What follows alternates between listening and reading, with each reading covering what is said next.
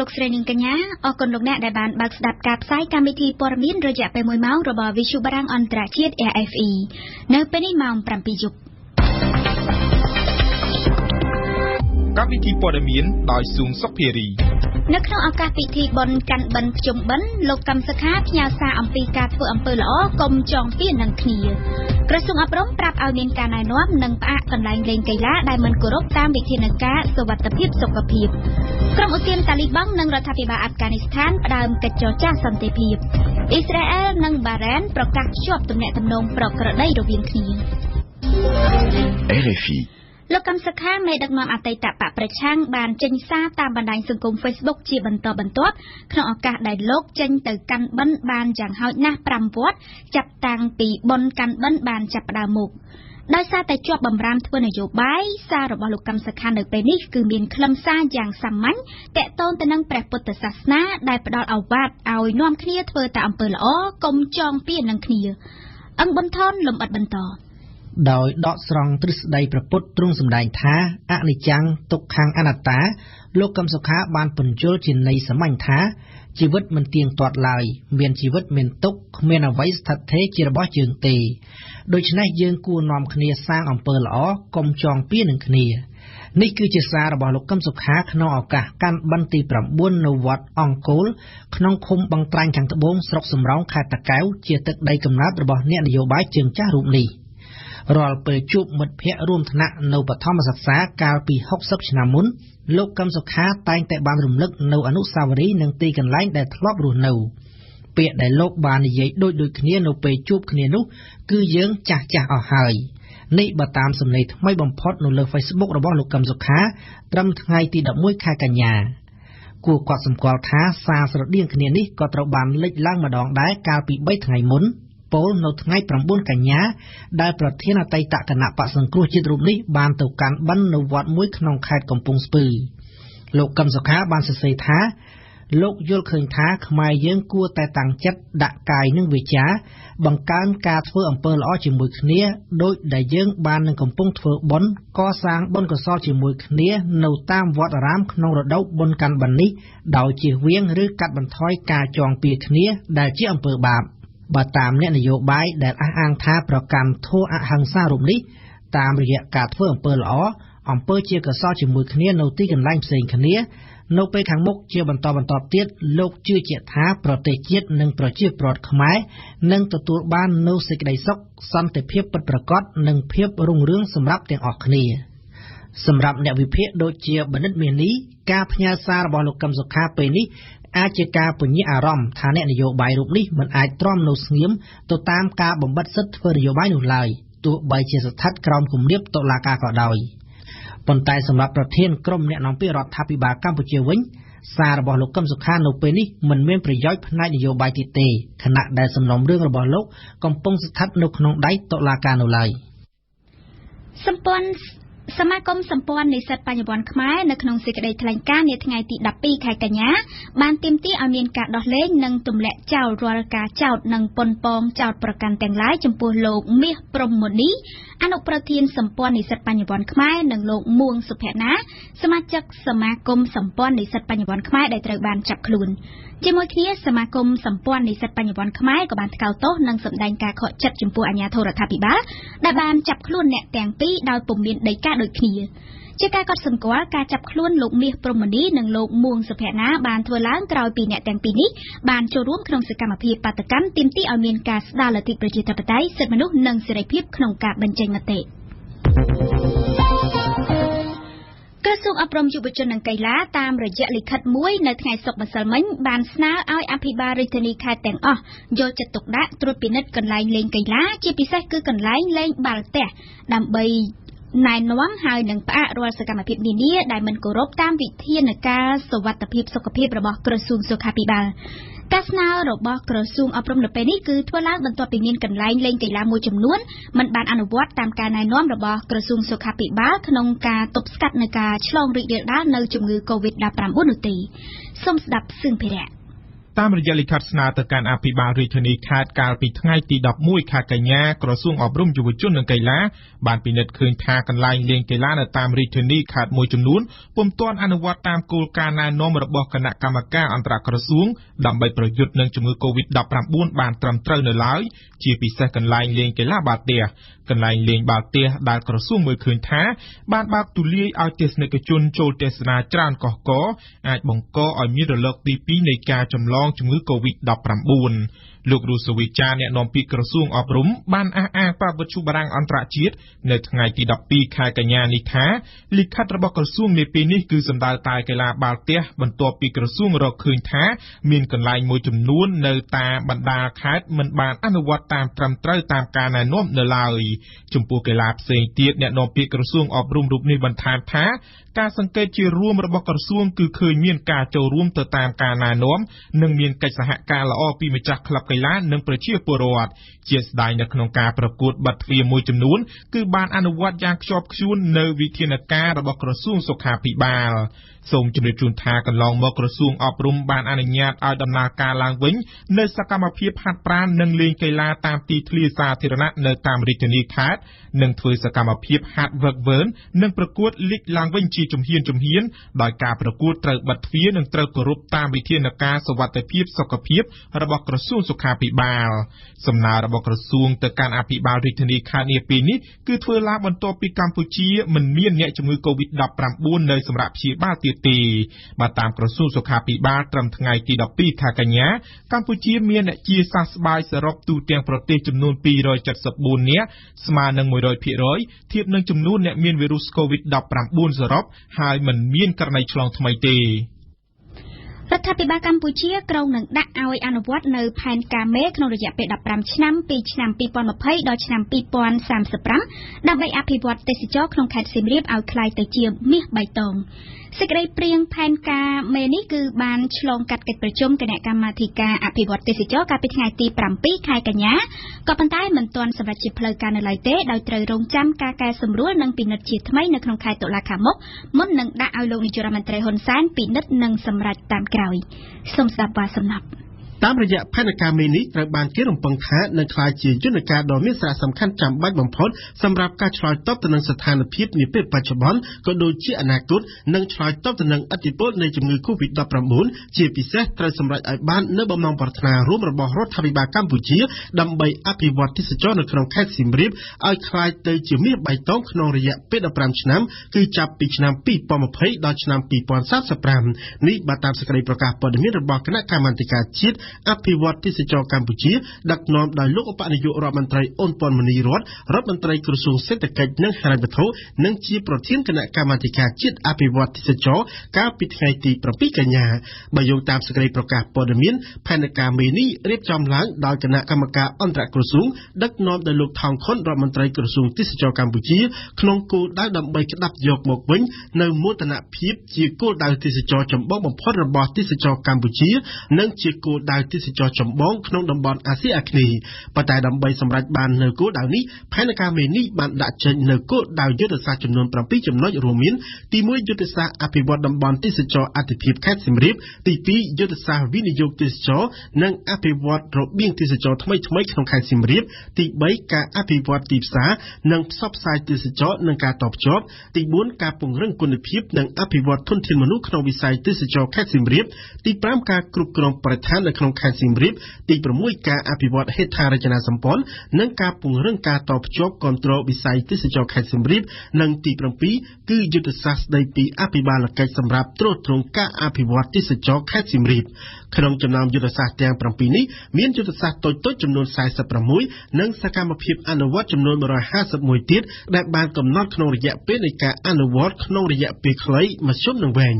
គួរជម្រាបជូនថាខេត្តសៀមរាបគឺជាខេត្តទេសចរអន្តរជាតិដ៏គួរឲ្យចាប់អារម្មណ៍និងមានការទទួលស្គាល់ជាលក្ខណៈសកលលើការអភិរក្សនិងកិច្ចគាំពារសម្បត្តិបេតិកភណ្ឌវប្បធម៌និងបរិស្ថានធម្មជាតិដោយផ្ដល់ជូននូវធនធានទេសចរនិងទាក់ទាញជាច្រើនទៀតនេះគឺជាបំណងប្រាថ្នារបស់រដ្ឋាភិបាលដើម្បីអភិវឌ្ឍខេត្តសៀមរាបដោយធានាបាននូវផលប្រយោជន៍សង្គមសេដ្ឋកិច្ចជាអតិបរមាពីវិស័យទេសចរពលគឺតំបន់ប្រវត្តិសាស្ត្រអង្គរតំបន់ទីក្រុងដែលមានជាប់ស្ទឹងសៀមរាប តំបន់ទន្លេសាបឧស្សាហជាតិភ្នំគូលែននិងតំបន់ជនបទដែលជាគោលដៅទេសចរត្រូវតែភ្ជាប់ជាមួយនឹងការអភិវឌ្ឍសេដ្ឋកិច្ចមូលដ្ឋាននិងការកាត់បន្ថយភាពក្រីក្រសូមបញ្ជាក់ថាតាមការព្យាករណ៍ក្នុងឆ្នាំ2035ខាងមុខនេះទេសចរអន្តរជាតិនឹងនាំមកនូវចំណូលចំនួនជាង$4,700 លាននិងទេសចរជាតិនឹងនាំមកនូវចំណូលចំនួនជាង$1,200 លានដល់ប្រទេសកម្ពុជាយ៉ាងណាក៏ដោយលោកស្រីឆៃស៊ីវលីនប្រធានសមាគមទីភ្នាក់ងារទេសចរកម្ពុជាបានស្វាគមន៍ចំពោះផែនការមួយនេះប៉ុន្តែទាមទារឲ្យមានការចូលរួមពីភាគីពាក់ព័ន្ធនិងការគាំទ្រផ្នែកថវិកាលោកស្រីរំពឹងថាតាមរយៈផែនការមួយនេះនឹងជួយទាក់ទាញភ្ញៀវទេសចរបរទេសមកលេងកម្សាន្តនិងស្នាក់នៅបានយូរនៅកម្ពុជាជាពិសេសនៅក្នុងដំណាក់កាលក្រោយពីវិបត្តិនៃជំងឺ Covid-19 ចំណែកលោកធុនស៊ីណានប្រធានសមាគមទេសចរអាស៊ីប៉ាស៊ីហ្វិកកម្ពុជាក៏បានលើកឡើងដែរថាជាការល្អបើផែនការនេះត្រូវបានដាក់ឲ្យអនុវត្តជាងមានតែនៅលើក្រដាសនោះជាសំងាកមកជម្រាបពីព័ត៌មានអន្តរជាតិវិញផ្ដើមចេញពីកិច្ចចរចាសន្តិភាពរវាងក្រុមតាលីបង់និងរដ្ឋាភិបាលអាហ្វហ្គានីស្ថាននៅថ្ងៃសៅរ៍ទី12ខែកញ្ញានេះក្រុមឧទាមតាលីបង់និងរដ្ឋាភិបាលអាហ្វហ្គានីស្ថានបានផ្ដើមកិច្ចចរចាសន្តិភាពនៅក្នុងទីក្រុងដូហាប្រទេសកាតាកិច្ចចរចាសន្តិភាពនេះធ្វើឡើងក្រោមវត្តមានប្រមុខការទូតអាមេរិកលោក Mike Pompeo ប៉ុន្តែភាពមិនចុះសម្រុងគ្នាខ្លាំងរវាងភាគីចំនួនផ្ទៃក្នុងទាំងពីរអាចនឹងធ្វើឲ្យកិច្ចចរចាពេលនេះជួបការលំបាកខ្លាំងគូបញ្ជាក់ថាកិច្ចចរចាសន្តិភាពរវាងក្រុមតាលីបង់និងរដ្ឋាភិបាលក្រុងកាប៊ូលពេលនេះបានធ្វើឡើងបន្ទាប់ពីក្រុមតាលីបង់និងសហរដ្ឋអាមេរិកបានចុះហត្ថលេខាលើកិច្ចព្រមព្រៀងប្រវត្តិសាស្ត្រកាលពីខែកុម្ភៈកន្លងទៅលំអិតបន្ថែមដោយគួយគុនធីរ៉ាគឺតាំងពី6ខែមុនម្លេះដែលកិច្ចចរចាសន្តិភាពរវាងពួកតាលីបង់និងរដ្ឋាភិបាលអាហ្វហ្គានីស្ថានត្រូវចាប់ផ្ដើមតែដោយភាពមិនចុះសម្រុងគ្នាខ្លាំងរវាងភាគីចំនួនផ្ទៃក្នុងទាំងពីរទើបកិច្ចចរចាបានអូសបន្លាយមកដល់ថ្ងៃនេះភាគីទាំងសងខាងត្រូវតែរកផ្លូវមួយឆ្ពោះទៅមុខដើម្បីកាត់បន្ថយអំពើហិង្សានិងឆ្លើយតបតាមការទាមទាររបស់ប្រជាជនអាហ្វហ្គានីស្ថានដែលចង់បានប្រទេសផ្សះផ្សាមួយជាមួយនឹងរដ្ឋាភិបាលមួយដែលឆ្លុះបញ្ចាំងពីប្រជាជាតិមួយដែលគ្មានសង្គ្រាមនេះជាការថ្លែងរបស់ប្រមុខការទូតអាមេរិកលោក Mike Pompeo នាថ្ងៃសុក្រទី11កញ្ញាគួររំលឹកថាប្រធានាធិបតីអាមេរិកលោក Donald Trump ដែលបានឈរឈ្មោះជាថ្មីសម្រាប់ការបោះឆ្នោតនាពេលខាងមុខបានបដិញ្ញាចិត្តនិងបានព្យាយាមគ្រប់បែបយ៉ាងដើម្បីបិទបញ្ចប់សង្គ្រាមដ៏យូររបស់អាមេរិកនៅអាហ្វហ្គានីស្ថានកាលពីខែកុម្ភៈកន្លងទៅពួកតាលីបង់និងរដ្ឋបាលអាមេរិកបានចុះហត្ថលេខាលើកិច្ចព្រមព្រៀងជាប្រវត្តិសាស្ត្រមួយតែជំហានបន្ទាប់គឺត្រូវរកឲ្យបាននៅកិច្ចព្រមព្រៀងសន្តិភាពរវាងពួកតាលីបង់និងរដ្ឋាភិបាលអាហ្វហ្គានីស្ថានគឺដំណើរស្វែងរកកិច្ចព្រមព្រៀងមួយនេះហើយដែលគ្រប់គ្នាបានមើលឃើញពីការលំបាកដោយសារតែមានភាពមិនចុះសម្រុងគ្នាខ្លាំងរវាងពួកតាលីបង់និងរដ្ឋាភិបាលអាហ្វហ្គានីស្ថានភាពមិនចុះសម្រុងគ្នាខ្លាំងគឺទាក់ទងនឹងការដោះដូរអ្នកទោសរវាងគ្នាដោយតែមានចែងនៅក្នុងកិច្ចព្រមព្រៀងរវាងពួកតាលីបង់និងរដ្ឋបាលអាមេរិកតាមកិច្ចព្រមព្រៀងរដ្ឋាភិបាលក្រុងកាប៊ូលត្រូវដោះលែងអ្នកទោសតាលីបង់ប្រមាណជា 5,000 នាក់ហើយតាលីបង់ត្រូវដោះលែងអ្នកទោសទាហានអាហ្វហ្គានីស្ថានចំនួន 1,000 នាក់តែបន្ទាប់ពីបានរារែកអល់ឯកមានអ្នកទោសតាលីបង់តែ400នាក់ប៉ុណ្ណោះដែលរដ្ឋាភិបាលអាហ្វហ្គានីស្ថានបានដោះលែងប្រេសិតអាមេរិកសម្រាប់អាហ្វហ្គានីស្ថានលោក Zalmay Khalilzad យល់ថាការសម្រេចចិត្តរបស់រដ្ឋាភិបាលអាហ្វហ្គានីស្ថានក្នុងការដោះលែងអ្នកទោសតាលីបង់ជាការសម្រេចចិត្តដ៏លំបាកតែវាចាំបាច់ដើម្បីបើកកិច្ចចរចាពេលនេះគេនៅមិនទាន់ដឹងថាតើកិច្ចចរចាសន្តិភាពរវាងតាលីបង់និងរដ្ឋាភិបាលអាហ្វហ្គានីស្ថានពេលនេះត្រូវបន្តរហូតដល់ពេលណានិងចេញតាមច្រកណាទេគួររំលឹកថាសង្គ្រាមនៅអាហ្វហ្គានីស្ថានតាំងពីឆ្នាំ2001បណ្ដាលឲ្យមានមនុស្សស្លាប់ជាច្រើនពាន់នាក់ក្នុងនោះមានទាហានអាមេរិកចំនួន 2,400 នាក់ព្រមទាំងមានមនុស្សជាច្រើនលាននាក់បានរត់ភៀសខ្លួនទន្ទឹមគ្នានេះរដ្ឋបាលអាមេរិកបានចាយលុយទៅលើសង្គ្រាមមួយនេះអស់ជាង $1,000 លាននៅល្ងាចថ្ងៃសុក្រទី11ខែកញ្ញាម្សិលមិញអង់គ្លេសបានសម្រេចកិច្ចព្រមព្រៀងពាណិជ្ជកម្មជាមួយជប៉ុនគឺជាកិច្ចព្រមព្រៀងពាណិជ្ជកម្មដំបូងបង្អស់និងដ៏ធំមួយសម្រាប់អង់គ្លេសក្រោយ Brexit ក៏ប៉ុន្តែការលំបាកខ្លាំងបំផុតកំពុងតែរងចាំអង់គ្លេសត្រូវប្រឹងស្វែងរកកិច្ចព្រមព្រៀងជាមួយដៃគូជាច្រើនទៀតជាពិសេសគឺជាមួយនឹងសហភាពអឺរ៉ុបដូច្នេះថាតើកិច្ចព្រមព្រៀងពាណិជ្ជកម្មអង់គ្លេសជប៉ុនមានខ្លឹមសារយ៉ាងណាខ្លះតើអង់គ្លេសកំពុងតែចរចាជាមួយដៃគូណាខ្លះផ្សេងទៀត យើងនឹងវិលមកផ្ដល់ចម្លើយក្នុងរឿងនេះនៅក្នុងនីតិព្រឹត្តិការណ៍អន្តរជាតិប្រចាំថ្ងៃនាពេលបន្តិចទៀតដោយមានបទអន្តរាគមន៍ពីអ៊ីនសុកមាញ់នៅពេលនេះយើងបញ្ចប់ព័ត៌មានអន្តរជាតិដោយក្រឡេកមកកាន់មជ្ឈមបូព៌ាវិញគឺនៅថ្ងៃសុក្រម្សិលមិញអ៊ីស្រាអែលហើយនិងប្រទេសបារ៉ែនបានប្រកាសពីកិច្ចព្រមព្រៀងភ្ជាប់ទំនាក់ទំនងប្រក្រតីរវាងគ្នាដំណឹងមួយនេះក៏ត្រូវបានប្រកាសដោយលោកប្រធានាធិបតីអាមេរិកដូណាល់ត្រាំហើយនឹងបានបញ្ជាក់ថាកិច្ចព្រមព្រៀងនេះនឹងត្រូវចុះហត្ថលេខាជាផ្លូវការនៅសេតវិមាននាសប្តាហ៍ក្រោយក៏បញ្ជាក់ថាក៏ដូចជាកិច្ចព្រមព្រៀងភ្ជាប់ទំនាក់ទំនងប្រក្រតីរវាងអ៊ីស្រាអែលនិងអ៊ីមីរ៉េតអារ៉ាប់រួមកាលពី1ខែមុនដែរកិច្ចព្រមព្រៀងភ្ជាប់ទំនាក់ទំនងប្រក្រតីរវាងអ៊ីស្រាអែលនិងបារ៉ែនពេលនេះគឺបានធ្វើឡើងក្រោមគំនិតផ្ដួចផ្ដើមនឹងការជួយជ្រោមជ្រែងពីរដ្ឋបាលអាមេរិកសូមបន្តស្ដាប់គួយគុណធីរ៉ាគឺជាសក្តានុពលថ្មីនៃសន្តិភាពជាថ្នូរនឹងសន្តិភាពសេដ្ឋកិច្ចជាថ្នូរនឹងសេដ្ឋកិច្ចយើងបានវិនិយោគនៅក្នុងសន្តិភាពអស់រយៈពេលជាច្រើនឆ្នាំឥឡូវនេះគឺសន្តិភាពដែលនឹងវិនិយោគសម្រាប់យើងសន្តិភាពនឹងអនុញ្ញាតឲ្យមានការវិនិយោគជាច្រើននៅអ៊ីស្រាអែលគឺវាសំខាន់ខ្លាំងណាស់នេះគឺជាការថ្លែងរបស់នាយករដ្ឋមន្ត្រីអ៊ីស្រាអែលលោកនេតាន់យ៉ាហ៊ូគឺជាថ្ងៃប្រវត្តិសាស្ត្រមែនទែននេះជាការថ្លែងសារទររបស់ប្រធានាធិបតីអាមេរិកលោកដូណាល់ត្រាំពីសេតវិមានគួររំលឹកថាក្នុងរយៈពេលតែ1ខែនិងក្រោមគំនិតផ្ដួចផ្ដើមជួយជ្រោមជ្រែងរបស់សហរដ្ឋអាមេរិកមានប្រទេសអារ៉ាប់ចំនួន2គឺអេមីរ៉ាតអារ៉ាប់រួមនិងបារ៉ែនបានព្រមព្រៀងភ្ជាប់ទំនាក់ទំនងប្រក្រតីជាមួយប្រទេសអ៊ីស្រាអែលតែលោកត្រាំបានប្រាប់រួចហើយពីការមានកិច្ចព្រមព្រៀងរបស់ប្រទេសអារ៉ាប់ផ្សេងទៀតជាមួយអ៊ីស្រាអែលនៅពេលខ្ញុំឡើងកាន់តំណែងតំបន់មជ្ឈមបូព៌ាបានស្ថិតក្នុងភាពច្របូកច្របល់ខ្លាំងយើងបានកសាងទំនុកចិត្តជាមួយប្រទេសដៃគូរបស់យើងនៅក្នុងតំបន់ឡើងវិញឃើញថាវាមានរឿងកើតឡើងនៅដើមបូព៌ាដែលគ្មាននរណាគិតថាទៅរួចឡើយយើងគិតថាប្រទេសផ្សេងទៀតនឹងភ្ជាប់ទំនាក់ទំនងប្រក្រតីជាមួយអ៊ីស្រាអែលនាពេលឆាប់ខាងមុខនេះជាការថ្លែងរបស់លោកដូណាល់ត្រាំទន្ទឹមគ្នានេះលោកត្រាំក៏បានបង្ហាញពីភាពសុទិដ្ឋិនិយមនៃការវិវត្តនៅក្នុងទំនាក់ទំនងរវាងអ៊ីស្រាអែលនិងប៉ាឡេស្ទីន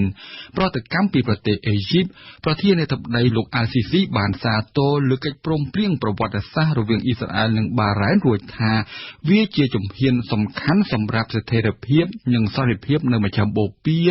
ដែលនឹងអនុញ្ញាតស្វែងរកដំណោះស្រាយត្រឹមត្រូវនិងអចិន្ត្រៃយ៍ចំពោះបុព្វហេតុប៉ាឡេស្ទីនតែប៉ាឡេស្ទីនមិនបានត្រេកត្រអាលចំពោះកិច្ចព្រមព្រៀងអ៊ីស្រាអែលនិងបារ៉ែនពេលនេះទេរដ្ឋអំណាចប៉ាឡេស្ទីននិងចលនាប៉ាឡេស្ទីនហាម៉ាស់បានចាត់ទុកកិច្ចព្រមព្រៀងអ៊ីស្រាអែលបារ៉ែននេះថាជាការចាក់មួយកំបិតលើកណ្ដាលខ្នងនៃបុព្វហេតុប៉ាឡេស្ទីននិងពលរដ្ឋប៉ាឡេស្ទីនចំណែកប្រទេសអ៊ីរ៉ង់បានចោទបារ៉ែនពីបទផ្សំគំនិតនៅក្នុងឧក្រិដ្ឋកម្មជាមួយប្រទេសអ៊ីស្រាអែល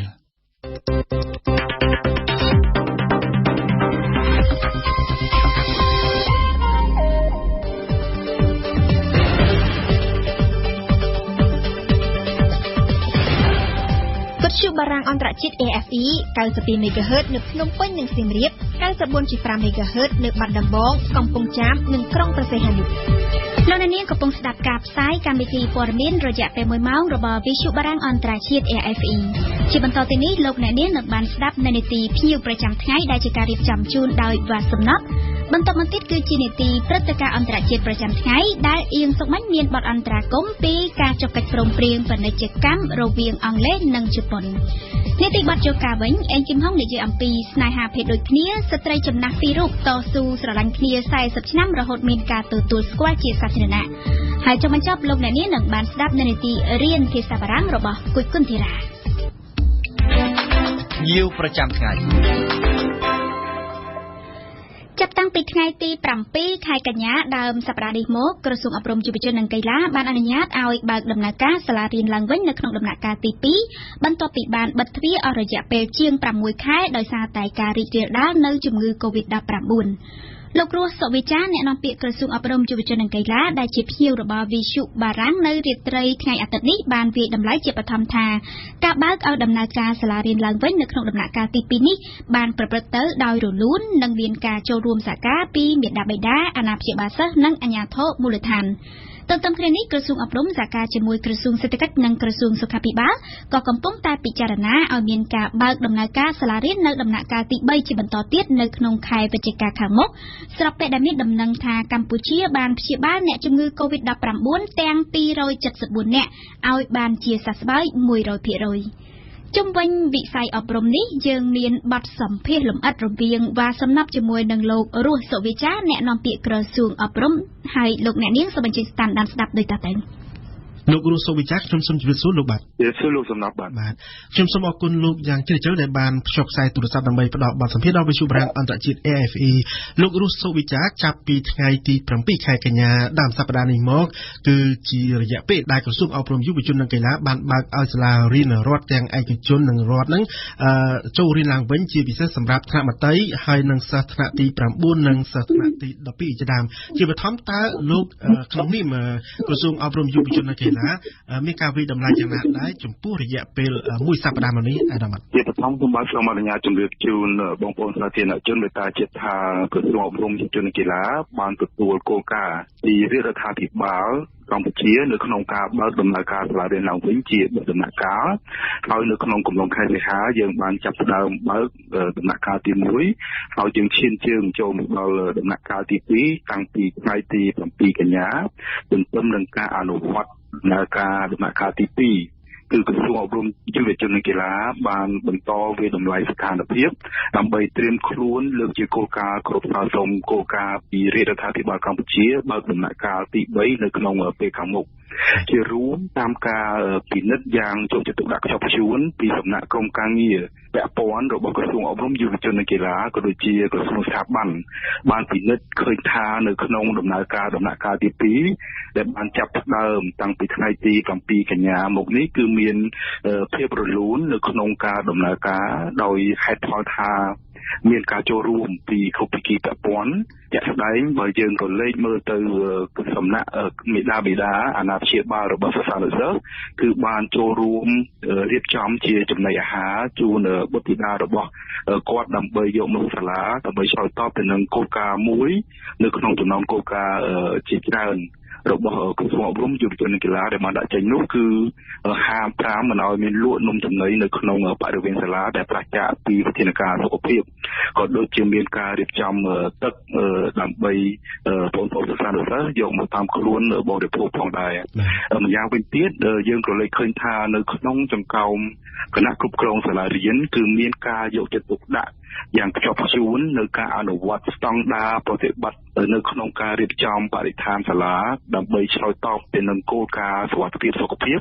ដែលក្រសួងអប់រំយុវជននិងកីឡាបានដាក់ចេញតាំងពីថ្ងៃទី4សីហាឆ្នាំ2020ស្របទៅតាមវិធានការរបស់ក្រសួងសុខាភិបាលនិងអង្គការសុខភាពពិភពលោកសម្រាប់អាដាមតកតងទៅនឹងការបើកសាលារៀនឡើងវិញនេះដែរនៅថ្ងៃម្សិលមិញនេះយើងឃើញថា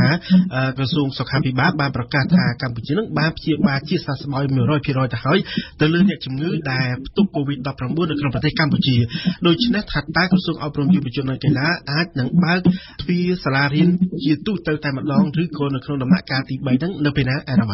ដូចខ្ញុំជម្រាបពីខាងដើមមកមិញដែរថាទន្ទឹមនឹងការបើកដំណើរការដំណាក់កាលទី2ក្រសួងអប់រំយុវជននិងកីឡាបានបន្តកិច្ចសហការវិជ្ជមានជាមួយគ្រប់ភាគីពាក់ព័ន្ធជាពិសេសគឺជាមួយសំណាក់ក្រសួងសុខាភិបាលក៏ដូចជាក្រសួងសេដ្ឋកិច្ចនិងហិរញ្ញវត្ថុដើម្បីបន្តថ្លឹងថ្លែងទស្សនវិជ្ជាសុខុមាលភាពសង្គមសេដ្ឋកិច្ចដើម្បីសិក្សាស្ថានភាពហើយធ្វើការវាយតម្លៃមួយដើម្បីត្រៀមខ្លួនលើកជាគោលការណ៍គ្រប់គ្រងសំពីរដ្ឋាភិបាលត្រៀមបើកនៅក្នុងដំណាក់កាលទី3នៅក្នុងពេលខាងមុខនេះ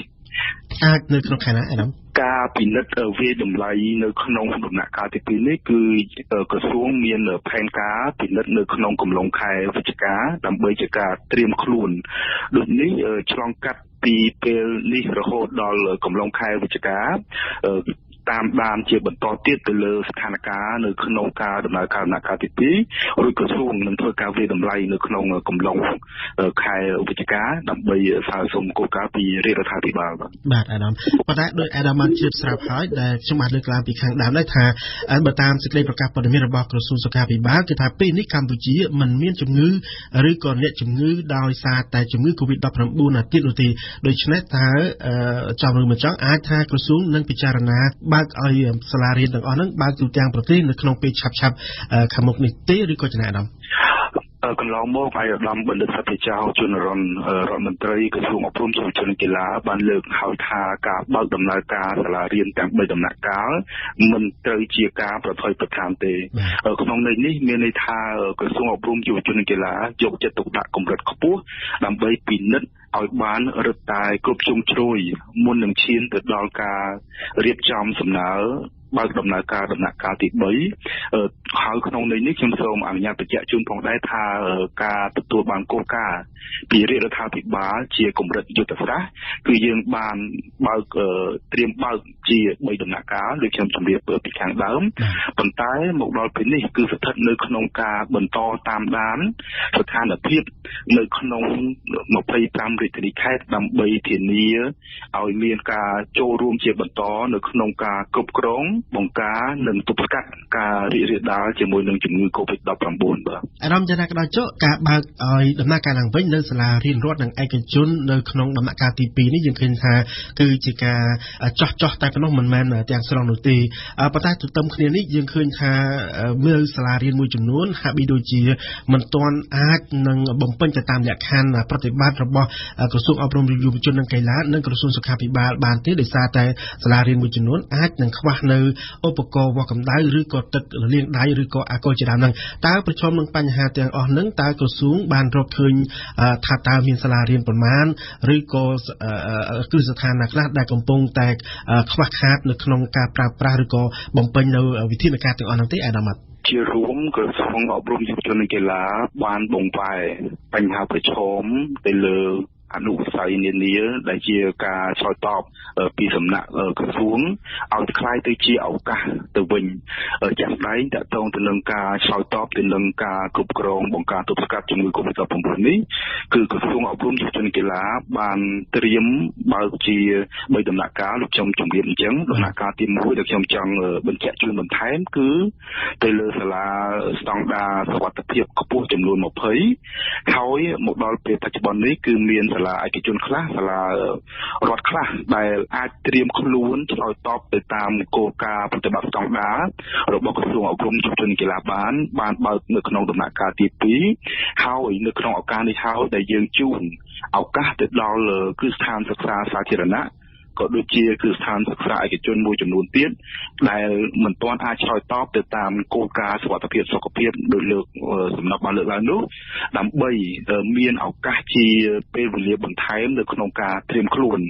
ហើយតាក់ទងទៅនឹងបរិក្ខារសុវត្ថិភាពសុខភាពគឺក្រសួងអប់រំយុវជននិងកីឡាបានបន្តកិច្ចសហការជាមួយនឹងភាគីពាក់ព័ន្ធជាពិសេសគឺមានក្រសួងស្ថាប័នហើយនឹងដៃគូអភិវឌ្ឍដើម្បីបន្តជាការស្វែងរកបរិក្ខារនានាតាក់ទងទៅនឹងការវាស់កម្ដៅក៏ដូចជាការស្វែងរកជែលហើយនឹងទឹកអាល់កុលដើម្បីត្រៀមជូនទៅគ្រឹះស្ថានសិក្សាដែលមានតម្រូវការជាក់ស្ដែងទន្ទឹមនឹងនេះដែរក៏ក្រសួងអប់រំយុវជនកីឡាបានទទួលការចូលរួមយ៉ាងជ្រាលជ្រៅពីសំណាក់អភិបាលខេត្តមួយចំនួននៅក្នុងប្រទេសកម្ពុជាយើងដែលអាចមានលទ្ធភាពជាក់ស្ដែងគៀងគរជាសម្ភារៈមកជួយទៅតាមគ្រឹះស្ថាននៅតាមមូលដ្ឋានរបស់អភិបាលខេត្តមួយចំនួនបាទកង្វះខាតច្រើនទេអាដាមជារួមគឺមានមួយចំនួនដែលត្រូវការជាជំនួយបន្ថែមហើយស្ថិតនៅចន្លោះការបើកដំណាក់កាលទី2ហើយឈានជើងចូលដល់ដំណាក់កាលទី3នេះក្រសួងជឿជាក់ថានឹងមានការចូលរួមជាបន្តដើម្បីឆ្លើយតបទៅនឹងកង្វះខាតមួយចំនួនតូចនោះជាផ្នែកបរិក្ខារហើយខ្ញុំសូមអនុញ្ញាតបញ្ជាក់ជូនមួយចំណុចផងដែរដែលមានភាពសំខាន់គឺក្រសួងអប់រំយុវជនកីឡាបានមានផែនការរៀបចំឲ្យមានជាកន្លែងលាងដៃនៅតាមសាលាទាំងអស់នៅក្នុងកម្រិតទូទាំងប្រទេសដើម្បីជួយពង្រឹង ងទៅលើវិធានការអនាម័យជាពិសេសគឺការលាងដៃជាប្រចាំជាមួយនឹងសាប៊ូហើយនឹងទឹកស្អាតនៅតាមសាលារៀននៅទូទាំងប្រទេសបាទអារម្មណ៍តកតងទៅនឹងការបើកសាលារៀនក្នុងដំណាក់កាលទី3ហ្នឹងថាតើនឹងបើកជាទូទៅតែម្ដងគ្រប់កម្រិតគ្រប់គ្រឹះស្ថានសិក្សាទាំងអស់តែម្ដងឬក៏ចំណាយអារម្មណ៍យោងទៅលើផែនការយុទ្ធសាស្ត្រនៅក្នុងការបើកដំណើរការទាំង3ដំណាក់កាលនេះឆ្លងកាត់ដំណាក់កាលទី1ទី2និងទី3គឺនឹងមានការបើកជាទូទៅនៅក្នុងគ្រប់កម្រិតសិក្សានៅក្នុងប្រទេសកម្ពុជាយើងអញ្ចឹងមានន័យថានៅក្នុងដំណាក់កាលទី3នេះគឺនឹងមានការបើកជាទូលំទូលាយដើម្បីជូនឱកាសដល់សិស្សានុសិស្សគ្រប់កម្រិតមានឱកាសទៅត្រឡប់មករៀននៅក្នុងថ្នាក់រៀនប៉ុន្តែអ្វីដែលជាសំខាន់គឺត្រូវអនុវត្តនិយមរៀននិងបង្រៀនថ្មីគឺមានន័យថាត្រូវកំណត់ចំនួនសិស្សប្រមាណ20នាក់ក្នុងមួយថ្នាក់នឹងរៀនឆ្លាស់វេនគ្នានៅក្នុង3ដំណាក់កាលនេះបាទដោយសារអស់ពេលទៅហើយខ្ញុំសូមអរគុណយ៉ាងជ្រាលជ្រៅចំពោះអាដាមរូសូវីចាដែលបានផ្ដល់បទសម្ភាសន៍ដល់វិទ្យុប្រាំងអន្តរជាតិ AFE ខ្ញុំសូមបញ្ជាក់លោកអ្នកស្ដាប់ឡើងវិញថាអាដាមរូសូវីចាគឺជាអ្នកនាំពាក្យក្រសួងអប់រំយុវជននិងកីឡាខ្ញុំសូមអរគុណនិងសូមគោរពលាអាដាមសូមអរគុណលោកសំណាក់សុខសប្បាយបាទកម្មវិធីនេះសហការឧបត្ថម្ភដោយ Kinal Codeine សម្រាប់ការបំបត្តិឈឺចុកចាប់កម្រិតខ្លាំងនិង Kinal Boom សម្រាប់លាបរឹតពេលឈឺសាច់ដុំក្រិចថ្លោះនិងមិនស្អិតប្រឡាក់ដៃ Kinal ប្រសិទ្ធភាពខ្ពស់សម្រាប់ការឈឺចុកចាប់ដែលមានរូបភាពផ្សេងៗគ្នានិងកម្រិតខុសៗគ្នា Sinvenju ជាក្រុមហ៊ុនតែមួយគត់ដែលផ្ដាច់មុខកាហ្វេពីប៉ៃលិននិងមណ្ឌលគិរីទំនាក់ទំនងទូរស័ព្ទលេខ010 816 222 និង011 816 222 ផាកកាហ្វេជាភោជនីយដ្ឋានបម្រើជូនគុយទាវកាហ្វេឈ្ងុយឆ្ងាញ់និងជាទីកន្លែងបង្កើនមិត្តភាពសហគ្រិនភាពដៃគូពាណិជ្ជកម្មរបស់លោកអ្នកគ្រប់ភេសជ្ជៈនៅផាកកាហ្វេបានប្រើទឹកឃ្មុំនិងទឹកដោះគោស្រស់គ្មានជាតិខ្លាញ់ល្អពិសេសសម្រាប់សុខភាពនិងមានសេវាដឹកជញ្ជូនដល់ទីកន្លែងលេខ023 990 ដៃទីផ្សារ ISI បានអភិវឌ្ឍគុណភាពកាន់តែខ្ពស់ជាងមុនផលិតតាមបទដ្ឋានគ្រប់គ្រងសុវត្ថិភាពស្តង់ដារអន្តរជាតិ ISO 9001:2015 ដៃទីផ្សារ ISI មានស្រទាប់ក្រូមេសង្កសីក្រាស់ជាងគេទ្វេដងមានស្រោបជាតិបន្ថែមអាចការពារច្រេះបានកាន់តែយូរមុខកាត់ជ្រុងស្មើស្អាតងាយពិនិត្យកម្រាស់មាននិមិត្តសញ្ញាសម្គាល់ជាអក្សរខ្មែរដៃទីផ្សារ ISI នៅលើផលិតផលដៃទីផ្សារ ISI ជាប់ធន់ជីនីរ៉នដៃទីផ្សារ ISI ជាផលិតផលរបស់ក្រុមហ៊ុន ISI Steel ព្រឹត្តិការណ៍អន្តរជាតិប្រចាំថ្ងៃកាលពីល្ងាចថ្ងៃសុក្រទី11ខែកញ្ញាអង់គ្លេសបានសម្រេចកិច្ចព្រមព្រៀងពាណិជ្ជកម្មជាមួយជប៉ុនគឺជាកិច្ចព្រមព្រៀងពាណិជ្ជកម្មដំបូងបង្អស់និងដ៏ធំមួយសម្រាប់អង់គ្លេសក្រោយ Brexit ប៉ុន្តែការលំបាកខ្លាំងបំផុតកំពុងតែរង់ចាំអង់គ្លេសត្រូវប្រឹងប្រែងស្វែងរកកិច្ចព្រមព្រៀងជាមួយដៃគូជាច្រើនទៀតជាពិសេសគឺជាមួយនឹងសហភាពអឺរ៉ុបជុំវិញកិច្ចព្រមព្រៀងពាណិជ្ជកម្មរបស់អង់គ្លេសនេះនៅក្នុងនីតិព្រឹត្តិការណ៍អន្តរជាតិប្រចាំថ្ងៃរបស់វិទ្យុយើងនៅរាត្រីនេះយើងមានការលម្អិតបន្ថែមដោយអៀងសុកមិញចាសជម្រាបសួរសុកមិញចាសសួស្ដីភារីសុកមិញក្នុងពេលការចរចាជាមួយសហភាពអឺរ៉ុបកំពុងតែជាប់គាំងខ្លាំងនៅល្ងាចមិញនេះគឺអង់គ្លេសបានសម្រេចកិច្ចព្រមព្រៀងផ្ដោះប្ដូរពាណិជ្ជកម្មសេរីជាមួយនឹងជប៉ុនអញ្ចឹងតើកិច្ចព្រមព្រៀងមានខ្លឹមសារយ៉ាងណាខ្លះទៅសុកមិញចាស់ភារីមែនហើយក្នុងពេលដែលទំនាក់ទំនងជាមួយនឹងសហភាពអឺរ៉ុបធ្លាក់ដុនដាបខ្លាំងការចរចាคล้ายទៅជាការនិយាយស្ទើរស្ដាប់គ្នាលែងបានទៅសោះទៅហើយនោះនៅរសៀលថ្ងៃសុក្រម្សិលមិញអង់គ្លេសបានសម្រេចជោគជ័យជាប្រវត្តិសាស្ត្រមួយនេះបើខ្ញុំលើកប្រើតាមសម្ដីរបស់រដ្ឋមន្ត្រីក្រសួងពាណិជ្ជកម្មបានចុះកិច្ចព្រមព្រៀងពាណិជ្ជកម្មផ្ដោះប្ដូរសេរីជាមួយនឹងជប៉ុនកិច្ចព្រមព្រៀងអង់គ្លេសជប៉ុនគឺជាកិច្ចព្រមព្រៀងដ៏សំខាន់ដំបូងគេបំផុតសម្រាប់អង់គ្លេសក្រោយ Brexit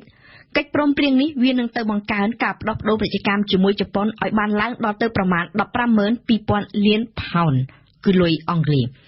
ចូលជាធរមានចាប់ពីថ្ងៃទី1មករាឆ្នាំ2021ទៅកិច្ចព្រមព្រៀងនេះសុភារី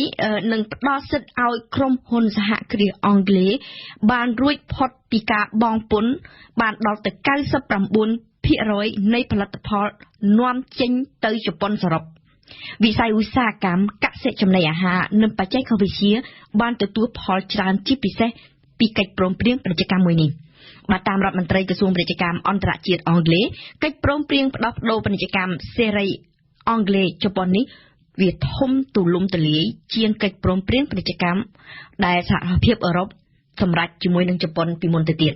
ស្ដាប់មើលទៅសុកមិញយើងអាចកាត់យល់បានថាអង់គ្លេសសម្រាប់កិច្ចព្រមព្រៀងពាណិជ្ជកម្មជាមួយជប៉ុនបានដោយស្រួលគឺស្រួលជាងការចរចាជាមួយសហភាពអឺរ៉ុបឆ្ងាយខ្លាំងណាស់ហើយក៏ទទួលបានលទ្ធផលខ្លាំងទៀតផងសុកមិញតើនេះមិនមែនជាការអួតអាងជ្រុលហួសហេតុពេកទេឬក៏យ៉ាងម៉េចដែរចាពារីតាមការពិតទៅនោះរាល់គ្រប់ការចរចាពាណិជ្ជកម្មសុទ្ធតែជួបការលំបាកទាំងអស់យ៉ាងណាមិញការចរចាពាណិជ្ជកម្មអង់គ្លេសជប៉ុនក៏ជួបការលំបាកខ្លាំងដែរនេះបើយើងស្ដាប់និងជឿតាមការគូបញ្ជាក់របស់លោកប្រមុខការទូតជប៉ុនតែប្រទេសទាំងពីរអាចរកឃើញកិច្ចព្រមព្រៀងជាគោលការណ៍មួយបានបន្ទាប់ពីចំណាយពេលប្រមាណតែ3ខែចរចាគ្នាវាគឺជាពេលវេលាដ៏ខ្លីណាស់ឬក៏ថាជាការចរចាដែលបានសម្រេចក្នុងល្បឿនលឿនខុសប្រក្រតីមែនបើប្រៀបធៀបទៅនឹងការចរចាពាណិជ្ជកម្មផ្សេងៗក៏ប៉ុន្តែនេះក៏ទំនងជារឿងធម្មតាមួយដែរភារីពីព្រោះសូមភារីកុំភ្លេចថាអង់គ្លេសអ្វីបើបានបែកចេញជាផ្លូវការពីសហភាពអឺរ៉ុបមែនទៅហើយក៏ប៉ុន្តែនៅតែបន្តគោរពច្បាប់អឺរ៉ុបទៀតរហូតដល់ដំណាច់ឆ្នាំ2020នេះអង់គ្លេសក៏កំពុងតែបន្តអនុវត្តកិច្ចព្រមព្រៀងពាណិជ្ជកម្មដែលសហភាពអឺរ៉ុបនិងជប៉ុនបានចុះព្រមទាំងអនុម័តកាលពីឆ្នាំ2019ដដែលកិច្ចព្រមព្រៀងពាណិជ្ជកម្មអឺរ៉ុបជប៉ុនវាគឺជាកិច្ចព្រមព្រៀងទ្វេភាគីដែលល្អទូលំទូលាយខ្លាំងពុំធ្លាប់មាននរណាឬក៏យើងអាចនិយាយថាពុំធ្លាប់មានកិច្ចព្រមព្រៀងទ្វេភាគីណាធ្វើដូចឡើយដូច្នេះដោយមានគំរូនៃកិច្ចព្រមព្រៀងជាមូលដ្ឋានគ្រឹះស្រាប់ទៅហើយគេអាចយកមកពង្រីកពង្រួមសម្របទៅតាមស្ថានភាពជាក់ស្ដែងទើបការចរចារបស់អង់គ្លេសនិងជប៉ុនអាចប្រើរយៈពេលខ្លីជាងឯចំណែកការចរចាពាណិជ្ជកម្មជាមួយនឹងសហភាពអឺរ៉ុបវិញភារីវាគឺជាការចរចាស្វែងរកទំនាក់ទំនងពាណិជ្ជកម្មថ្មីក្រោយពេលលែងលះគ្នាដូច្នេះហើយបានជាវាពិបាកខ្លាំងបើយើងធ្វើការប្រៀបធៀបឲ្យងាយយល់ទៅនៅក្នុងគ្រួសារមួយប្តីប្រពន្ធបើលែងលះគ្នាត្រូវចែកទ្រព្យហើយបើម្នាក់ត្រូវការចង់បានច្រើនរៀងខ្លួនហើយទៅចេះរៀងខ្លួនតើធ្វើដូចម្ដេចនឹងអាចដោះស្រាយឲ្យបានលឿនទៅកើតបើតាមប្រមុខការទូតអាល្លឺម៉ង់ប្រចាំទីក្រុងឡុងការចរចាស្វែងរកទំនាក់ទំនងថ្មីរវាងអង់គ្លេសនិងសហភាពអឺរ៉ុបក្រោយ Brexit យ៉ាប់យ៉ឺនខ្លាំងណាស់នៅពេលនេះគឺយ៉ាប់យ៉ឺនមិនធ្លាប់ជួបប្រទះទេតាំងពីលោកធ្លាប់បានចូលប្រឡូកក្នុងវិស័យការទូតអស់រយៈពេលជាង30ឆ្នាំកន្លងមកនេះក្រៅតែពីសហភាពអឺរ៉ុបតើអង់គ្លេសកំពុងតែចរចារកកិច្ចព្រមព្រៀងពាណិជ្ជកម្មជាមួយប្រទេសណាខ្លះទៀតសុកមិញចាអង់គ្លេសដែលត្រូវដើរចេញពីសហភាពអឺរ៉ុបដាច់ស្រឡះហើយនឹងផុតដំណាក់កាលអន្តរកាលទាំងក្រដាសស្នាមទាំងសេដ្ឋកិច្ចនៅថ្ងៃទី31ធ្នូឆ្នាំ2020ចង់ក្លាយជាជើងឯកផ្នែកផ្លាស់ប្ដូរពាណិជ្ជកម្មដោយមានមហិច្ឆតាស្វែងរកកិច្ចព្រមព្រៀងពាណិជ្ជកម្មឲ្យបានច្រើនឲ្យបាន 80% នៃពាណិជ្ជកម្មក្រៅប្រទេសរបស់ខ្លួននៅឆ្នាំ2022ពលគឺអង់គ្លេសចង់មានកិច្ចព្រមព្រៀងពាណិជ្ជកម្មដូចជាសហភាពអឺរ៉ុបធ្លាប់មានជាមួយនឹងបណ្ដាប្រទេសទាំងឡាយនៅលើពិភពលោកគ្រាន់តែបដូរទៅជាកិច្ចព្រមព្រៀងទ្វេភាគីរវាងអង់គ្លេសនិងបណ្ដាប្រទេសទាំងឡាយទាំងអស់នោះវិញដោយចំមិនមែនក្នុងនាមឬក៏ដោយសារខ្លួនតែជាសមាជិកសហភាពអឺរ៉ុបទៀតឡើយគិតមកទល់ពេលនេះភារីអង់គ្លេសបានរកឃើញការព្រមព្រៀងខ្លះហើយជាមួយនឹងកូរ៉េខាងត្បូង Chile, Swiss, Iceland ឬក៏ Norway ដើម្បីធានាលក្ខខណ្ឌនៃការផ្ដោតផ្ដុំពាណិជ្ជកម្មជាមួយបណ្ដាប្រទេសទាំងនេះនៅក្រៅ Brexit ហើយក្រៅអំពីកំពុងចរចាយ៉ាងតានតឹងជាមួយនឹងសហភាពអឺរ៉ុបដែលលទ្ធផលកាន់តែមិនជាក់លាក់ហើយអាចនឹងនាំគ្នាគិតថាកិច្ចព្រមគ្មានកិច្ចព្រមព្រៀងពាណិជ្ជកម្មនឹងគ្នាផងនោះអង់គ្លេសកំពុងចរចាធំជាមួយនឹងបណ្ដាប្រទេសមួយចំនួនផ្សេងទៀតគឺជាពិសេសសហរដ្ឋអាមេរិកអូស្ត្រាលី ញូហ្សេឡង់ កាណាដា អេស៊ីប មិចស៊ីក សិង្ហបុរី ទូគី និងអាល់ជេរី អង់គ្លេសសង្ឃឹមថានឹងអាចសម្រេចទស្សនវិស័យរបស់ក្រុមអ្នកគាំទ្រ Brexit បាននឹងក្នុងពេលឆាប់ឬក៏មុនដំណាច់ឆ្នាំឲ្យបានមុនដំណាច់ឆ្នាំនេះដោយទទួលបាននៅកិច្ចព្រមព្រៀងពាណិជ្ជកម្មថ្មីមួយជាមួយនឹងបណ្ដាប្រទេសដែលខ្ញុំរៀបរាប់ដែលគេកំពុងចរចាខាងលើហ្នឹងឲ្យមានសក្តានុពលជាងឲ្យបានល្អប្រសើរជាងសម្រាប់មកជំនួសកិច្ចព្រមព្រៀងដែលសហភាពអឺរ៉ុបធ្លាប់មានជាមួយហើយដែលគេយកមកធ្វើជាគ្រឹះនៃមូលដ្ឋានសម្រាប់ចរចាជាមួយនឹងបណ្ដាប្រទេសផ្សេងៗទៀតនោះសូមអរគុណអ៊ីនសុកមិញសម្រាប់បទអន្តរាគមន៍ក្នុងនេតិព្រឹត្តិការណ៍អន្តរជាតិប្រចាំថ្ងៃនៅរាត្រីនេះបន្ថែមពីការស្ដាប់វិទ្យុលោកអ្នកអាចចូលទៅអានឬស្ដាប់ការផ្សាយឡើងវិញកម្មវិធីទាំងស្រុងរបស់វិទ្យុបារាំង AFE នៅក្នុងគេហទំព័រ www.khmer.ofi.fr ឬជាភាសាបារាំង www.khmer.rfi.fr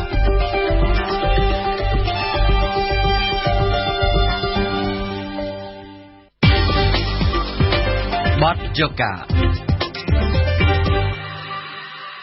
រាប់ចាប់តាំងពីបិទបញ្ចប់សង្គ្រាមខ្មែរក្រហមនៅរវាងឆ្នាំ1979ដល់1985ស្ត្រីពីរនាក់បានបង្កើតស្នេហាជាមួយគ្នាដែលបច្ចុប្បន្នហៅថាអ្នកស្រឡាញ់ភេទដូចគ្នាតាមរយៈនីតិបទយូហ្គារបស់អេងគីមហុងនៅរាត្រីនេះស្ត្រីវ័យចំណាស់ទាំងពីរបានលើកឡើងថា40ឆ្នាំនៃទំនាក់ទំនងស្នេហារបស់គាត់មកដល់ពេលនេះមិនមែនជារឿងងាយស្រួលនោះឡើយទម្រាំសន្សំបានប្រាក់ធ្វើផ្ទះសមរម្យមួយតាមរយៈរបរនេសាទមុនពេលមានផ្ទះនិងដីសម្រាប់រស់នៅផ្ទាល់ខ្លួនពួកគាត់បានរស់នៅលើផ្ទៃទឹកតាមរយៈទូកនេសាទមួយបម្លាស់ទីពីស្ទឹងសែនដល់ទន្លេសាបដើម្បីចង់ដឹងពីដំណើរជីវិតរបស់ពួកគាត់ទាំងពីរថាបានឆ្លងកាត់អ្វីខ្លះសូមស្ដាប់បទយូហ្គារបស់អេងគីមហុងពីទីក្រុងស្ទឹងសែនខេត្តកំពង់ធំដូចតទៅយីតកហូមិនចេញដាច់ឲ្យខ្ញុំមិនភ្លេចញ៉ានុសាវរីយ៍ស្ទឹងសែនតែមួយមិនដែលមានពីរស្ទឹងសែនប៉ារីក៏មិនដូចដែរនេះជាឃ្លាមួយនៃបទចម្រៀងស្ទឹងសែនប៉ារីត្រូវបានច្រៀងនៅពេលនេះដោយអ្នកស្រីហឺនឈឿនស្រឡាញ់បទនឹងហើយក៏ម៉ែមានក្តីរំភើបហើយស្ទឹងសែនអាចជួយចិញ្ចឹមខ្ញុំតាំងពីខ្ញុំកើតដឹងក្តីចាប់កំណើតនៅលើទឹកដីស្ទឹងសែននេះតាំងពីក្មេងរហូតដល់អាយុប៉ុណ្ណេះគឺម៉ែសប្បាយចិត្តម៉ែពេញចិត្តនឹងមាត់ស្ទឹងសែនព្រោះស្ទឹងសែនមានភាពកក់ក្ដៅមានភាពមនោរម្យចំពោះខ្ញុំណាស់ចិត្តខ្ញុំតាំងពីក្មេងកើតនៅទឹកដីនេះហើយទោះបីខ្ញុំស្រឡាញ់ភេទដូចគ្នាមែនប៉ុន្តែមនោសញ្ចេតនាខ្ញុំប្រៀបថាមានភាពកក់ក្ដៅក្នុងអាវបេះដូងរបស់ខ្ញុំគឺថាទោះបីខ្ញុំស្រឡាញ់ស្រីនឹងស្រីគេមើងងាយរើសអើងក៏ខ្ញុំមិនតូចចិត្តដែរព្រោះអីជីវិតពិតរឿងពិតរបស់ខ្ញុំគឺខ្ញុំជ្រើសរើសឲ្យខ្លួនខ្ញុំមានអាណត្តិមកខំអ្នកណា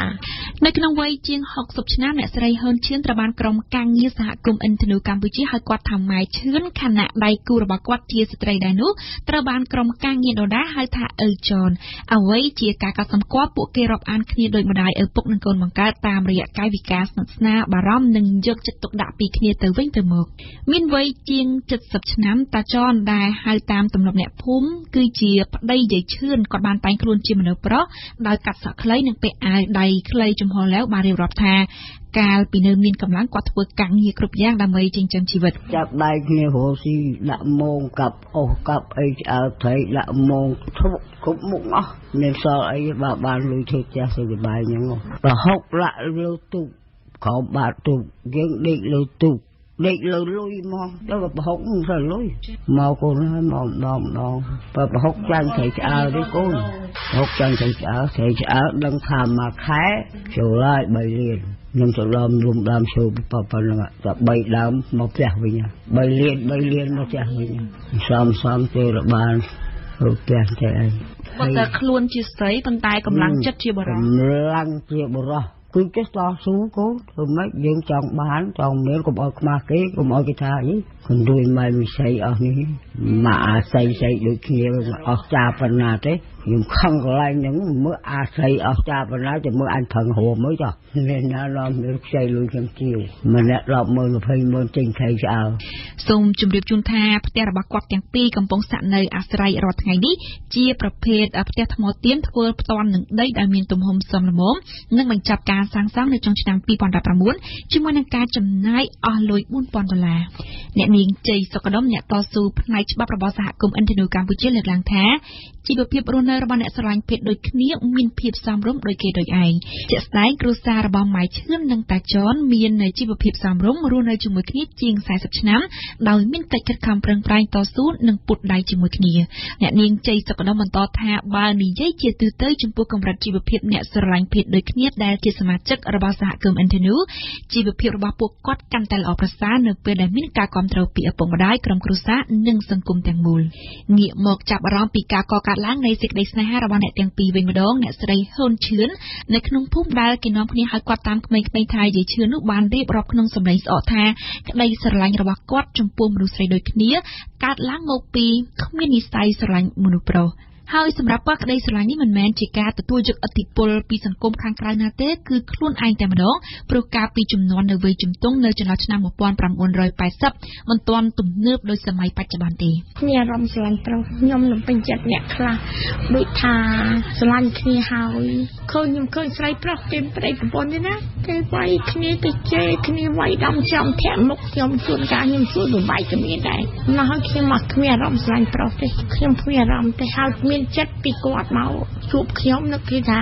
ស្នោះគាត់មាននិស្ស័យនឹងគាត់មាននិស្ស័យនឹងគាត់ចេះតែរស់គេទៅរស់ស៊ីរស់នៅដូចចាប់ដៃគ្នាតស៊ូជាមួយគ្នាទៅតំប្រក់ស្លឹកដូចរោងអញ្ចឹងណារោងនៅវាអញ្ចឹងទៅនៅទៅដាក់ក្រែមួយទៅនាំមេដេកទៅព្រោះនៅទៅជាការពិតពីមុននឹងឥឡូវស្នេហាភេទដូចគ្នាតែងតែរងការជំទាស់ជាមុនសិនទើបមានការទទួលស្គាល់តាមក្រោយពុកម្ដាយខ្ញុំគាត់ពេញចិត្តទេគាត់បំបាយគាត់ឲ្យខ្ញុំចូលទេគាត់ថាគាត់មានកូនស្រីតែពីរកូនឯងស្រឡាញ់ស្រីអញ្ចឹងកូនហើយបានឲ្យតពុកតសំណានទេសូម្បីតែជួបគាត់ហើយមានគេមកទៅតាមតំណែងខ្ញុំទៀតខ្ញុំថាខ្ញុំមិនអាចចោលគាត់បានទេខ្ញុំស្នើគាត់ហើយខ្ញុំរស់នៅជាមួយក្តីគូជីវិតខ្ញុំនឹងដូចខ្ញុំនិយាយប្រាប់ខ្លួនឯងថារហូតដល់ខ្មោចធ្វើកូនគេខ្ញុំរៀបចំសាញ់ប្រាប់ជារុញតាឲ្យដឹងថាខ្ញុំមានដៃគូជីវិតហើយឈប់ប៉ះពាល់កូនចៅកុំឲ្យមានរឿងទៅថ្ងៃមុខថ្ងៃក្រោយហើយខ្ញុំផ្សាយនេះទៀតណាខ្ញុំប្រាប់ជារុញតាខ្ញុំច្បាស់លាស់ណាស់ហើយខ្ញុំរស់នៅជាមួយគ្នារហូតក៏គ្មានកើតរឿងអីទេរស់ស៊ីជាមួយគ្នាទៅឆ្អើត្រីទៅរត់ត្រីទៅខ្ញុំគិតទៅរឿងពីរនាក់ខ្ញុំទេខ្ញុំមិនខ្វល់រឿងណាសោកណាយំអីទេរស់ស៊ីរហូតដល់ខ្ញុំរស់នៅបានដល់សប្តាហ៍ថ្ងៃនេះក៏ណាមានភាពសមរម្យហើយខ្ញុំសប្តាហ៍ថ្ងៃខ្ញុំដូចថាក្នុងអារម្មណ៍ចិត្តខ្ញុំថាខ្ញុំបងប្រាថ្នាតាំងពីដើមមកថាឲ្យខ្ញុំមានផ្ទះនៅមួយដែលសមរម្យលើខ្ញុំបានដូចក្តីប្រាថ្នាខ្ញុំមែនតែនៅទីបំផុតកត្តាពេលវេលាបានធ្វើឲ្យពុកម្ដាយអ្នកស្រីឈឿនទទួលស្គាល់ជីវិតគូរបស់កូនស្រីមុនពេលគាត់ទទួលមរណភាពដើម្បីគ្រួសារយើងរស់នៅជាមួយគ្នាបានសុខកុំនៅជាមួយម្ដាយឪពុកមានតិចហូបតិចមានច្រើនហូបច្រើនអញ្ចឹងណាគាត់ឃើញយើងរឹងមាំគាត់អស់ចិត្តគាត់ថាម៉ែអស់ចិត្តហើយនឹងកូនស្រឡាញ់គ្នាកូនចេះជួយខ្លួនឯងបានតែខ្លាចកូនទៅជួបគ្នាទៅមិនអាចជួយខ្លួនឯងបានរឹងមាំណាតែដល់ខ្ញុំរឹងមាំគាត់ថាម៉ែអស់ចិត្តហើយកូនឯងថែរក្សាគ្នាមើលថែគ្នាទៅកូនម៉ែអស់ចិត្តហើយកូនថែរក្សានេះចោះម៉ែក៏មិនមែននៅថែរក្សាកូនមួយជីវិតដែរលោកជាវកំអ៊ុនចៅសង្កាត់អូកន្ថនៃក្រុងស្ទឹងសែនខេត្តកំពង់ធំបានឲ្យដឹងថាបច្ចុប្បន្នអ្នកស្រឡាញ់ភេទដូចគ្នានៅសង្កាត់របស់គាត់មានចំនួន3គូមែនតើចៅសង្កាត់កំអ៊ុនគឺជាមិត្តភក្តិរបស់យាយឈឿនទៀតផងទាំងពេលអតីតកាលនិងបច្ចុប្បន្នធម្មតាទេកាលណាយើងស្រឡាញ់ភេទដូចគ្នាអ្នកស្រុកតែឃើញពិធីអីប្លែកចឹងតែគាត់យើងដូចថាភ្ញាក់ផ្អើលឬអើងនិយាយដើមនិយាយគេអីទៅណាបាទប៉ុន្តែឃើញគាត់រស់នៅជាមួយគ្នាយូរទៅហើយគាត់ដូចធម្មតាឆ្លោះគ្នាផងសួរគាត់លេងណាគាត់ថាដៃឆ្លោះគ្នាអត់គាត់ថាមិនដឹងដៃឆ្លោះគ្នាមិនផងទៅមើលទៅវាមួយយ៉ាងនឹងគាត់ដែរយើងស្រឡាញ់ភេទខុសគ្នាមានឆ្លោះគ្នាមានអីគ្នាតែគាត់អត់មានឆ្លោះគ្នាផងមើលទៅដូចវាស្រួលនឹងគាត់ដែរនៅចំពោះមុខអ្នកស្រឡាញ់ភេទដូចគ្នាលោកជាវកំអ៊ុនយល់ថាគេមិនអាចសន្មត់ដោយអារម្មណ៍ថាអ្នកស្រឡាញ់ភេទដូចគ្នាកំពុងសាងកំហុសបានទេវាខុសអានេះជានិស្ស័យរបស់មនុស្សវាជាចិត្តរៀងខ្លួនយើងមិនអាចចាត់កំហុសថាអ្នកណាខុសអ្នកណាត្រូវគឺឲ្យតែការស្រឡាញ់គ្នាស្មោះត្រង់ទៅវិញទៅមករវាងគូភាគីទាំងពីរនិងអ្នកដទៃគឺវាសុខសាន្តហ្នឹងហៅថាការរស់នៅក្នុងសង្គមធ្វើឲ្យសង្គមរីកចម្រើនធ្វើឲ្យសង្គមមានភាពសុខសាន្តនៅក្នុងសង្គមគ្រួសារដូចគ្នាដែរបើសិនតែយើងចេះឆ្លោះគ្នាទៅទោះបីយើងមានទ្រព្យសម្បត្តិប៉ុណ្ណាក៏ដោយបើយើងនៅជាមួយគ្នាសុខសាន្តក៏វាមានសុភមង្គលដែរសមញ្ញជនថាជំនួសឲ្យការចុះអេតាស៊ីវិលអ្នកស្រឡាញ់ភេទដូចគ្នាកំពុងប្រើប្រាស់យន្តការនៃការចុះសេចក្តីថ្លែងហេតុដោយមានការទទួលស្គាល់ពីឪពុកម្ដាយនិងការដឹងឮពីអាជ្ញាធរសម្រាប់ទំនាក់ទំនងផ្លូវការរបស់ពួកគេហើយបើតាមសហគមន៍ឥន្ទនូកម្ពុជាបច្ចុប្បន្នអ្នកស្រឡាញ់ភេទដូចគ្នាមានចំនួនជាង 2000 គូនៅកម្ពុជា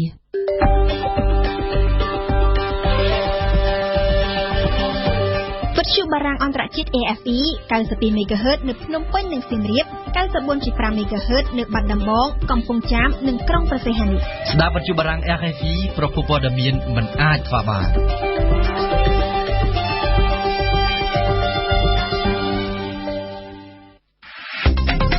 រៀនភាសាបារាំងនៅក្នុងនីតិរៀនភាសាបារាំងរបស់វិទ្យុយើងនៅសប្តាហ៍នេះគឺមានការរៀបចំជូនដោយគុយគុនធីរ៉ាចង់ដឹងថាតើគុយគុនធីរ៉ាមានអ្វីថ្មីមកជម្រាបជូនលោកអ្នកទៀតហើយដូច្នេះសូមអញ្ជើញរីករាយតាមដានស្ដាប់និងរៀនសូត្រស្វែងយល់ជាមួយគុនធីរ៉ាដូចតទៅ L'affaire du coffret 16e តើខ្ញុំជាជនជាប់ចោទនៅក្នុងការលួចនោះមែនឬស្វែងរកការពិតបានคล้ายជាការគិតមកមួយយ៉ាងសាមញ្ញមួយដំណើរផ្សងព្រេងនេះកំពុងជួបផលអាក្រក់ហើយស្ដាប់ខ្សែអាត់សំឡេងនេះមើល La scène. Et bien voilà, mesdames, mesdemoiselles et messieurs, bienvenue sur les vedettes du Pont Neuf. ទុននេះសែនស្ពានណាស់នេះជាការធ្វើដំណើរកម្សាន្តមួយជុំដោយជិះនាវា À droite, nous découvrons le musée du Louvre, le plus grand monument parisien,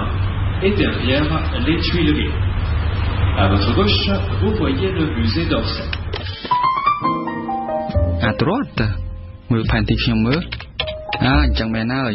Louvre គឺ à droite នៅខាងស្ដាំនាវាសារមន្ទីរ d'Orsay គឺនៅម្ខាងទៀត à gauche ហើយចុះ derrièreពិតណាស់ Les Tuileries ស្ថិតនៅពីក្រោយ Louvre ដូច្នេះ Louvre គឺស្ថិតនៅពីខាងមុខ devant Les Tuileries. À votre gauche, vous voyez le musée d'Orsay. Mais c'est où? Nadia, je ne vois rien. Je ne vois rien. Voir? កិរិយាសព្ទ voir ពិតណាស់ជាក្មេងម្នាក់នាងនៅតូចណាស់ហើយនាងមើលអ្វីមិនឃើញទេ Elle ne voit rien ហើយក្រោយបន្តមកទៀតខ្ញុំមានបំណងចង់ជិះនាវាកម្សាន្តមួយជុំដោយខ្លួនឯង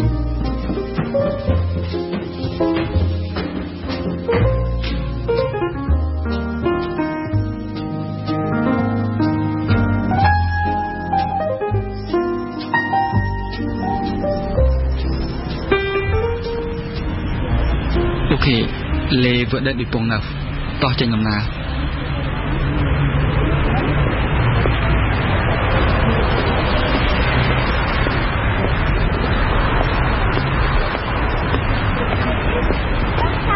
Pardon madame, le bateau, le Pont Neuf. Le Pont Neuf, vous voyez l'île de la Cité là-bas? Oui. Vous traversez le pont, puis vous descendez l'escalier à votre droite, derrière le cheval d'Henri IV. Merci. ហើយទោះជាយ៉ាងណាក្តីគាត់បាននិយាយដំបូងថាស្ពានហើយបន្ទាប់មកមានវត្ថុអ្វីមួយនៅខាងស្ដាំមានជណ្ដើរមួយគឺអានេះឯងឃើញហើយនោះណោះ Les vedettes du Pont Neuf. Alors, on voit ta photo dans les journaux, hein? T'es célèbre, mon pote. T'oublies pas. Tu laisses tomber. Capiche? Oh, ngọt ơi. Ây có soi mà lẽ. Ta photo, journaux.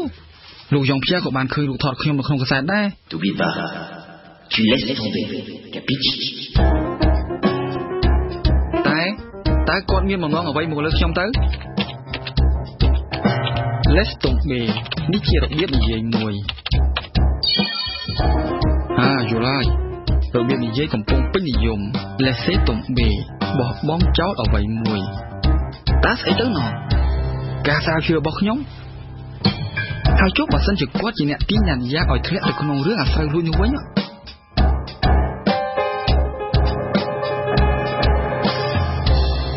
À suivre.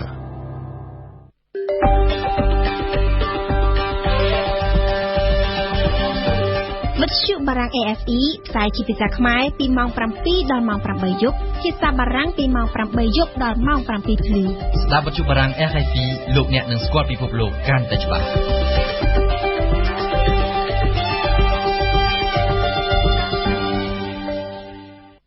អ្នកស្ដាប់វិទ្យុបារាំងអន្តរជាតិ RFE ការផ្សាយកម្មវិធីព័ត៌មានរយៈពេល1ម៉ោងរបស់វិទ្យុយើងនៅរាត្រីនេះបានឈានមកដល់ទីបញ្ចប់ហើយយើងខ្ញុំទាំងអស់គ្នាសូមថ្លែងអរគុណចំពោះភក្ដីភាពនៃការតាមដានស្ដាប់របស់លោកស្រីនាងកញ្ញាអរគុណផងដែរដល់តារារដ្ឋដែលបានជួយសម្របសម្រួលផ្នែកបច្ចេកទេសនៅគណៈពេលនេះនាងខ្ញុំសួងសុភារីរួមនឹងសហការីសម្រាប់ការផ្សាយជាខណ្ឌភាសារបស់វិទ្យុបារាំងអន្តរជាតិ RFE នៅរាត្រីនេះសូមគោរពលា RFI. RFI.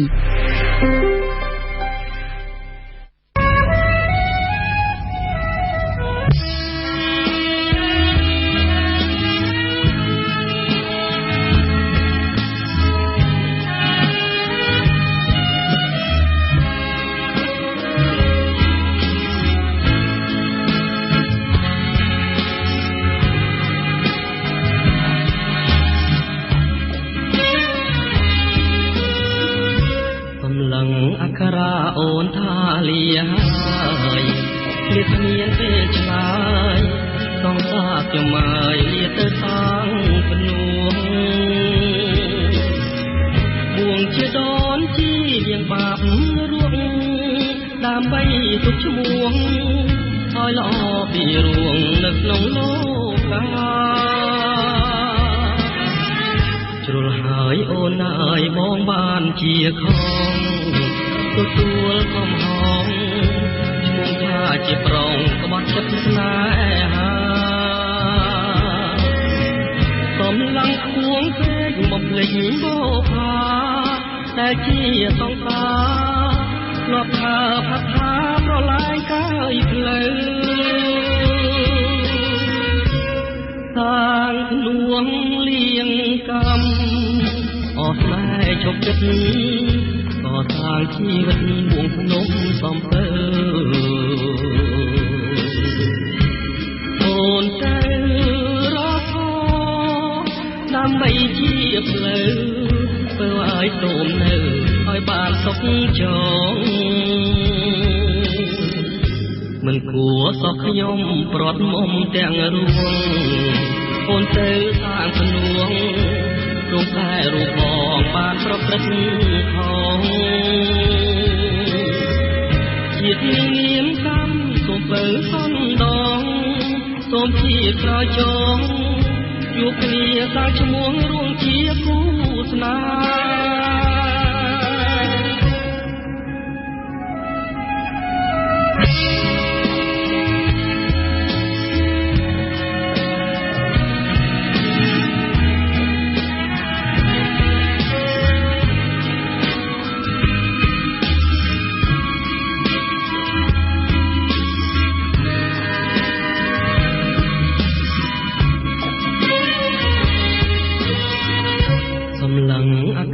โอนทาลีหา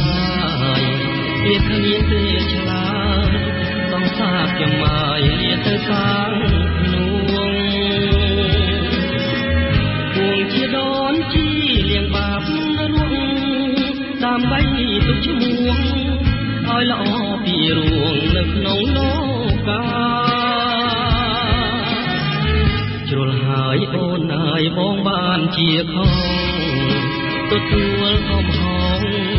ช่วงท่าจีบรองมักจัดแสหาตอมลังควงเฟ้ยมาพลิกโบพาแต่ที่ต้องตา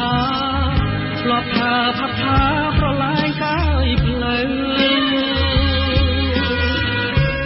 สร้างขนวงเลี้ยงกำออกนายจบกันก่อสร้างชีวิตบวกนมสมเปิโอนใจรอคอดำใบเจียบเลยเพื่อไว้สมเนื้อไว้บานสกจองมันกัวสอกยมปลอดมมแตงรวงโอนใจสร้างขนวงรงแท้รูปบองบานประพฤติทอง